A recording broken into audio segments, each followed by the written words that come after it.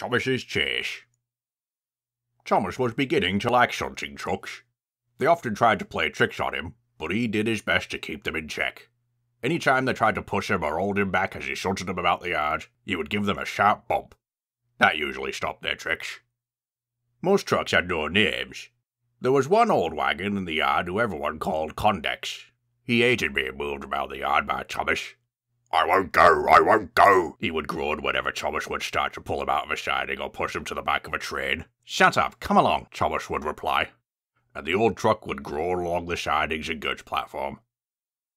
One morning, Chomish waited in a siding while a line of milk tankers were gravity worked to the goods platform. Move along, he grinned. Smartly there. Mildred was waiting nearby to back onto the milk train. She sniffed as Chomish called to the rolling tankers. Want a push? Chomish asked her. No thank you, replied Mildred. Only when I'm pulling coaches. Just as well, said Chomish. I've got to move some empty trucks into a siding. And once the milk trucks had cleared his line, off he went. Condex was at the front of the line of trucks Chomish was to move. I won't go, he grumbled. Chomish took no notice as he buffered up to the trucks and gave them a push. You can't make me, groaned Condex. I can and I will, snorted Chomish. The train approached the siding. A shunt ran up and called, Wait, Thomas, the points aren't set. Charlie quickly applied Chomish's brakes. There was a screech, a groan, and then a snap. Condex's coupling broke when Thomas stopped so sharply. The little old wagon broke free from the train, rattled over the points away from the siding, and slid onto the other line.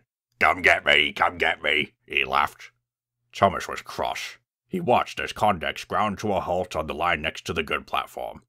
The shunter changed the points, and Chomish pushed the rest of the trucks into the siding. Then he pulled out of it and waited for the shunter to change the points again. Mildred was ready to leave with the milk train. She pulled smartly out of the goods platform.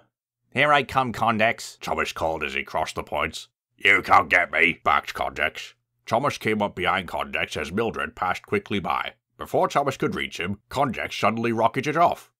Mildred was going so fast, she and her train blew the wagon away. You can't catch me, laughed the little old wagon as he slipped away. Chomish huffed crossly as he gave chase. Condex laughed and shouted as he rolled across the yard. Then he found himself rolling along the steep line to the creamery siding. He began to slow down as he crossed another set of points. Chomish was catching up to him as he ground to a halt. You're coming with me, he hissed triumphantly. But then Condex began rolling the other way. He crossed the points and rolled, rattling and laughing away from Chomish again. Bother! Exclaimed Chomish.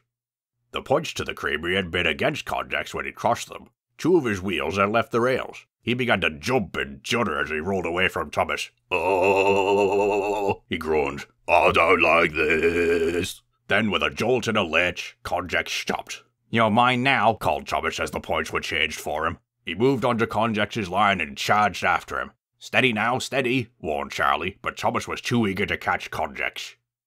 Cinders and ashes, he cried the next moment. When Condex had bounced to a halt, one of his drop-down jaws had snapped off, and were now foul in the rails. Chomish had hit the broken jaw and come off the rails himself. Condex laughed harder and louder than ever. You can't catch me! Some workers came to put Chomish and Condex back to the rails. Condex was much lighter, so he was first. Chomish was cross when Edward came to take Condex away. I'll have you one day, Chomish shouted as Condex laughed out of sight. That day never came. Chomish never saw Condex again.